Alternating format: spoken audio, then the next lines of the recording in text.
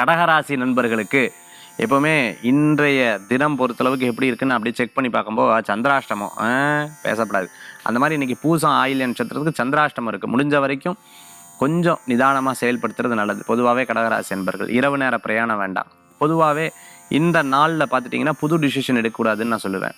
ஏன்னா மனம் வந்து ரொம்ப தெளிவில்லாமல் இருக்கும் பொழுது ஒரு டிசிஷன் எடுக்கிறது அவ்வளோ சிறப்பு கிடையாது. காலையிலேருந்து எதுவுமே இல்லை சார், ரொம்ப பரவாயில்ல சார் அப்படின்னா ரொம்ப சந்தோஷம். இறைவனுடைய அனுகிரகம் உங்களை சுற்றி ஒரு பாசிட்டிவ் எனர்ஜி உங்களை அப்படியே அழகாக கொண்டு போகிறதுன்னு அர்த்தம். யாராவது வம்புக்கு பேசுகிறா, சண்டை போடுறா, அப்படியே அந்த வாய்ஸை ஏற்றுறான்னு சொன்னாலும் இரிட்டேட் ஆகுது சார் அப்படின்னா கொஞ்சம் அப்படி விலகி நில்லுங்க. நல்ல பலன்கள் கூடி வரக்கூடியதாக இருக்கும். எந்த ஒரு நீங்களாக போய் அட்மிட் ஆகிக்காதீங்க, நீங்களாக போய் அவங்கக்கிட்ட கோவிச்சுக்காதீங்க. இந்த மாதிரி விஷயங்களை தவிர்த்து கொள்வது நல்லது. கடகராசி அன்பர்கள் இன்றைய தினத்தில் பக்கத்தில் இருக்கிற விநாயகர் பெருமான் கோயிலுக்கு போயிட்டு வாங்க.